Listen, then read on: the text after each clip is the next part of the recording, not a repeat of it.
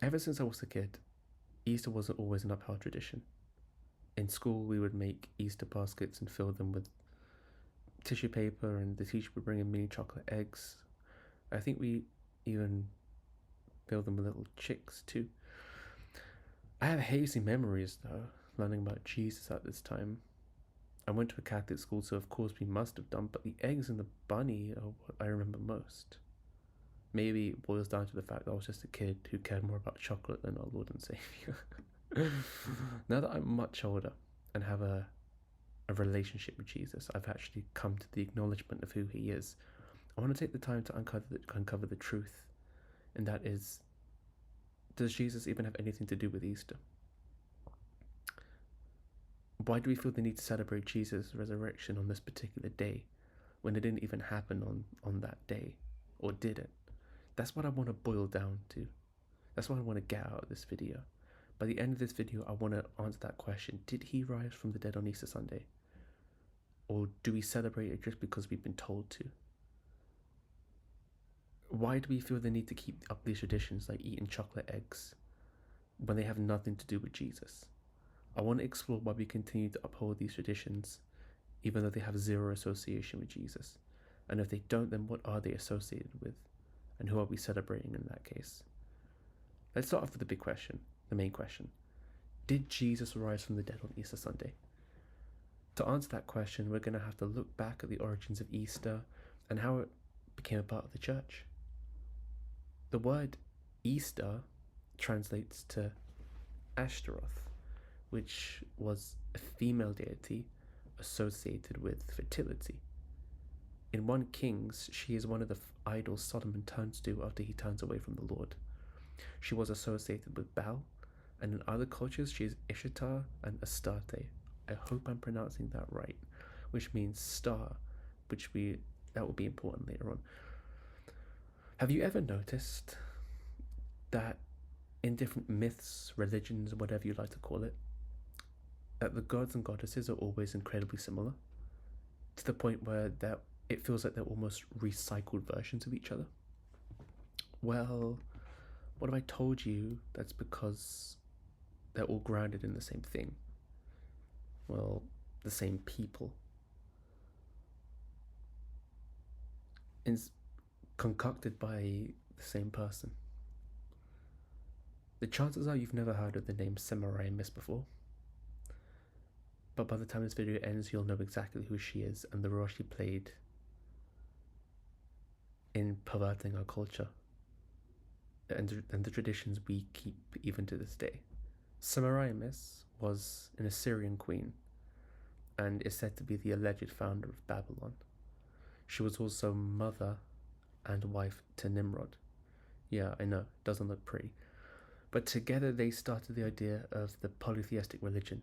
The idea that there's more than one god, multiple gods and goddesses. All myths are founded upon her lies, which is why these popular stories of myth are so similar, such as Isis and Osiris in Egyptian mythology, Aphrodite and Adonis in Greek mythology, Fortuna and Jupiter in Roman mythology, and lastly, Ashtaroth/Astarte and Moloch/Bel in Canaanite mythology. Nimrod and Semiramis' plan was to get everyone away from the one true God of the Israelites, by encouraging them to worship the host of heaven. And as we know, that came up many times in the book of the prophets, mainly the major prophets. And even earlier on too, in the books like Numbers, Deuteronomy, Judges, Joshua, Samuel, God said, do not worship the hosts of heaven. The name Semiramis is a form of the name Samir Amat, which means gift of the sea, and that will become really crystal clear later on. Sama in Hebrew is translated to Shinnah. Now, what's really interesting about Shinnah is where it comes up in the Bible. Genesis 11 verse 2. And it came to pass, as they journeyed from the east, that they found a plain in the land of Shinar, and they dwelt there. I'm sure by now all of you know that Genesis 11 accounts the construction of the Tower of Babel, which was Nimrod's attempt to overthrow God. It's no coincidence that Semiramis' name is the same as when Nimrod built the tower. Now that we've uncovered who she is and the role she played in paganism, you're probably asking, okay, how does this relate to Easter? The thing is, it stems a lot deeper than Easter. It's related to Christmas and Lent as well. The church's biggest celebrations are rooted in ungodly practices. Quick refresher. Ham sees Canaan naked, and he's punished. We went over this in the story of Noah, episode 3 of our Genesis study. And births Canaan, and Canaan gives birth to the ungodly nations, which is where Nimrod stems from. So Shem eventually avenges him, and it panics Semiramis. So to stop her people from knowing the truth, she starts the lie that Nimrod is now ascended to the sun. He is now Baal. And the Canaanites worshipped Baal as a god of agriculture, which if anyone who's ever planted something knows that the sun is the predominant factor in the growth of any form of vegetation. And let it be said that there's a reason why, maybe I'm jumping the gun here, but in older religions, myths such as Egyptian mythology, that's why the sun was held to such a high importance. The sun always seems to be held to such a high degree in these myths. It's seen as the highest high. For example, Baal. And in Egyptian mythology, Ra is seen as such a powerful god. It's even believed that Pharaoh was the son of Ra. I'm sure we covered that somewhere. But the sun is always held to a high degree, the highest point. And the gods around it are seen as the highest gods. This is why. Semiramis was also pregnant at this time with her and Nimrod's son, who would become known as Tammuz. The even bigger lie that was told about Tammuz is that he would be Nimrod reincarnated, which means that the father and the son were one and the same. Semiramis was building her ungodly trinity: Nimrod the father, Tammuz the son, and Semiramis the spirit. But we'll get to how she's that role later on. Tammuz is eventually killed, and yet another lie spread that his blood fell on an evergreen tree and it grew overnight, which is why on December 25th we celebrate by decorating an evergreen tree. Jesus was not born on December 25th. Tammuz was. Because if he really was Nimrod reincarnated, and Nimrod was now the sun god, then December 25th is an equinox. It symbolizes the return of the sun. And there are a few scriptures we need to look at when it comes to Christmas, and why God never intended for us to celebrate it.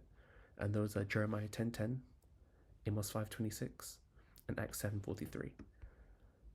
Sorry, did I say 10:10? I meant chapter 10, verses 2-3. Thus saith the Lord, learn not the way of the heathen, and be not dismayed at the signs of heaven. For the heathen are dismayed at them, for the customs of the people are vain. For one cutteth a tree out of the forest, the work of the hands of the workman with an axe. The Lord was referring here to Tammuz and how they worshipped him by celebrating his birth, because according to Semiramis, he was the son of God, and she herself was the mother of God and the host of heaven. Again, Jeremiah even warned the Israelites about worshipping such an idol. Many times it comes up in Jeremiah, do not worship the Queen of Heaven, which is referring to Ashtaroth/Ishtar. This is also why God commanded numerous times throughout the Old Testament that when the groves were to be destroyed, It also commanded that every green tree should be cut down. Every green tree, evergreen tree. Now the next two verses bear witness to each other. Amos 5:26 and Acts 7:43. We'll start with Amos. But ye have borne the tabernacle of your Moloch, and Chian your images, the star of your God, which ye made to yourselves. Acts 7:43. Yeah, ye took up the tabernacle of Moloch, and the star of your God Rephan, figures which ye made to worship them, and I will carry you away beyond Babylon. Let's break this down. Both of these verses are a form of judgment on the Israelites for Moloch worship, which, as we know, was a horrible act of infant sacrifices. But along with Moloch comes the star of Chian, more popularly known as the Star of Rephan. Now, what do most of us put on a Christmas tree every year? The Star of David. But that's what we call it. But in fact, it's the Star of Rephan. If we take the Star of David and look at it closely, you'll see that it's a very particular type of star.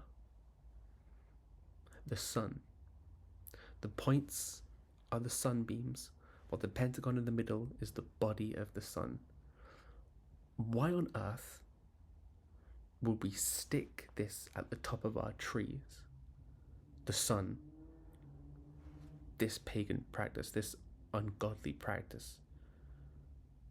If God has warned us not to put a tree up in the first place, let alone top it off with this. To understand the origins of Rephan, we have to go all the way back to 1 Kings, when Solomon turned from God. We just do not have the time to go into this. But to sum things up, when Solomon turned from the Lord, he wrote a book on occultic practices. And in this book contains the Talisman of Saturn, which is a 6-pointed star with the name Rephan going around it, with a picture of a bull in the middle.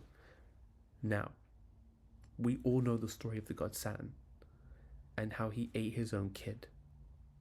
But it's surprising, well, is it really, that the idol is associated with Moloch, who was worshipped with child sacrifices. Which brings us to our next point. Because the children that were born around Christmas weren't born by accident. No. This is a cycle. What's 9 months before Christmas? Easter. And what's 40 days before Easter? Lent. Lent is another one of those things that most people partake in, believing it's symbolic of Jesus' fast in the wilderness described in Matthew 4, where Jesus is baptized and then spends 40 days and nights in the desert being tempted of the devil. But what if I told you Lent has nothing to do with Jesus? The first day of Lent is celebrated by Ash Wednesday. This is mainly a Catholic tradition, where priests would take the ashes and mark your forehead with a cross. That's unbiblical. Remembering the dead in this way is forbidden in the Bible. So why on earth do we do it? In Ezekiel 8, God shows him a vision of what the Israelites do in secret. Ezekiel 8, verse 14 to 16. And he brought me to the door of the gate of the Lord's house, which was toward the north, and behold, there sat women weeping for Tammuz. Then said he unto me, Hast thou seen this, O son of man? Turn thee yet again, and thou shalt see greater abominations than these. And he brought me into the inner court of the Lord's house, and behold, at the door of the temple of the Lord, between the porch and the altar, were about 25 men, with their backs towards the temple of the Lord, and their faces toward the east, and they worshipped the sun toward the east. This whole chapter goes into detail about what the Israelites were doing in secret and how they were worshipping the pagan idols, with one of them being Tammuz. Semiramis' son. When he died, a 40-day mourning period was ordained by the queen, where the people would eat no meat for 40 days. That's why on Good Friday, a lot of people don't eat meat. You'd mourn, weep, carve your head in ashes, and you wouldn't eat meat. That's why a lot of people do it on Good Friday. And when the 40 mourning days were over, they would celebrate Easter, or Ishtar Sunday, which is once again forbidden in the Bible. Jeremiah 7, verse 17 to 19, along with 44, verse 19 to 29, talks about the idolatrous offerings made to Ishtar and the incense that was burned for Tammuz. Remember when we said that this was an ungodly trinity? Semiramis symbolizes the spirit, while it's Ishtar's origin story is that she was a moon goddess who was sent down to earth from the moon in a giant egg, landed in the river Euphrates, and was discovered by doves. That's where it comes in. Ishtar, just like Ashtaroth, was an idol of love and fertility. The Easter period is symbolic of Tammuz's / Nimrod's rebirth, because this is when Semiramis would have been pregnant with Tammuz. Easter was a time of fornication, where women were commanded to lay down in the Ishtar temples and commit fornication with whatever man walked into the temple, and then he was made to leave her an offering, which was most commonly money. And now you know the origin of prostitution. Now the babies that were born on Christmas were sacrificed to Moloch at Easter. During this time, eggs were painted with the blood of infant sacrifices. The blood was also consumed, which makes a lot of sense. We see this in today's day and age with the abortion clinics and all the madness of corrupt government, even celebrity lifestyle. If you want fame and power, then that God demands blood. Before we move on, I want to talk about the Easter Bunny. We now know that the bunny is symbolic of Ishtar, but have you ever heard the mad theory that rabbits are mystical creatures who are associated with the moon and the menstrual cycle? Once again, it stems from this evil Assyrian queen. A lie she told was that when the moon went through its 28-day cycle, that it would ovulate when full, and this is most likely how she convinced everyone that she was an immaculate conception, that how rabbits ended up becoming associated with the moon and the menstrual cycle. Easter and Christmas, they're a constant cycle of fornication and sacrifice. There's always a sacrifice to be made thanks to fornication. It's a never-ending cycle. It also reflects the Old Covenant, the commandment of the Old Covenant, being that a sacrifice for the sins of the people always had to be burning. Semiramis and Tammuz show up in a lot of different ways, such as Isis and Osiris in Egyptian mythology. When Nimrod died, his body was spread out throughout the land. So if you know the story of Osiris, then that should be familiar to you. They are also Devaki and Krishna. And lastly, this is really going to piss people off, but she's also Mary and baby Jesus. That classic statue you see of Mary holding him, now you know who that truly is, and why Catholics refer to her as the Queen of Heaven. The idol and Ashtaroth are the same person, Semiramis. This is why it was said in Jeremiah, do not worship the Queen of Heaven. Do not give meat offerings and drink offerings to her. But Catholics refer to her as the Queen of Heaven, believing she is sinless. The same lies she told here. Now that's out of the way, we can look at the other side of the coin. because there are a few pieces of evidence that it's only fair to go over. I want this to be as fair as it possibly can be. And one thing I want to look at is Acts 12 verse 4. So for context, this is when he's going to be persecuted by Herod. And when he had apprehended him, he put him in prison and delivered him to 4 quintorians of soldiers to keep him, intending after Easter to bring him forth to the people. Now, when I read this, one huge siren went off in my head, and it's that, why would Herod persecute Peter for preaching Jesus just after celebrating a festival, tradition, holiday, whatever you want to call it, that's said to be about Jesus? That makes no sense. So we're going to have to look a bit deeper. In the Greek, the word that's used in this verse is pasture. I'm probably pronouncing that wrong, but oh well. It's Greek for Passover. So from this we can conclude that Easter and Passover occurred around the same time. If we look at Exodus, we'll find that Passover took place in the month Nisan, the first month. What God was doing here was he was taking their worst and turning it into the Israelites' best. And Leviticus 23 gives us the context for Exodus 12, which is all about the Passover. So Leviticus 23 verse 5. In the 14th day of the first month at even is the Lord's Passover. And as of today's day and age, Nisan takes place over March and April. Nisan 14th fell on April 12th of this year and will end on April 20th, which is today as of the time you're seeing this recording. With this said, it's completely plausible that Christ rose from the dead on that day.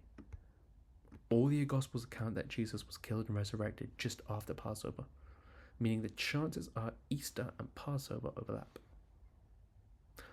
One last thing we should look at is that Leviticus 23 verse 5 says that the first month at even, because according to the Hebrew calendar, the next day started at sundown of the day you're already on. So for example, Friday would start on Thursday sundown, which means we have to shift our perspective here by shifting how we see the days. Good Friday would have happened on Thursday, which means he most likely was captured on a Wednesday, killed on the Friday, but buried in time for the Sabbath, and then rose late at night / early hours of Sunday morning, because all the Gospels give incredibly similar accounts of when Mary went to the tomb. All the Gospels say that she went very early in the morning and Christ wasn't there, which alludes to the idea that by our calendar, he rose on the late hours on the Saturday, while the Hebrew calendar would consider that a Sunday, which brings us to our conclusion. Did Jesus rise on this particular day? The answer is, it depends how you look at it. It depends on the calendar you choose to go off. It's most likely that he did rise from the dead on this day. My only problem I have is merging Easter with the resurrection. They should be separated, as the only way they're associated is when they fall. Good Friday was something celebrated not by the early church. It's documented that Constantine's council issued the rule making Easter the day of resurrection, and it was later on did Bishop of Alexandria authorize the exact Sunday which he made on or after the vernal equinox, which is why Easter, as the resurrection, is held between March 22nd and April 25th.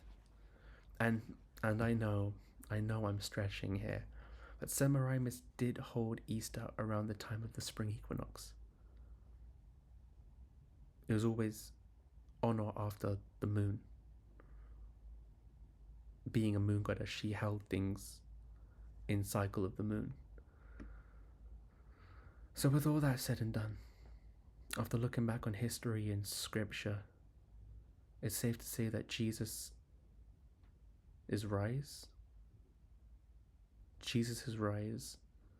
and Easter, two different things, and they should be kept separate, even if they did fall on the same day or around the same time, because it's blasphemous to mingle one with the other and then slap his name on it. That's not right.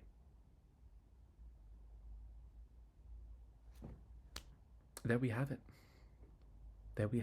I would love to hear what you think in the comments. I'd love to discuss this. I wanted to take this. I wanted to look at this fairly, I wanted to look at this fairly. To weigh all the evidence and not be biased in any way, shape, or form. So I've given you the evidence, I've laid all the facts on the table, so we can come to a conclusion. And this, I believe, is the best fitting conclusion. But I'd be interested to hear what you think. So if you made it this far, let your thoughts be known in the comments below. I'd love to hear what you have to say. I want to know what you think. It was a long one, so I thank you for watching. I pray that you were edified by this and you gained wisdom. Thank you for watching. If you enjoyed it, like, share it with someone who you think needs to see this.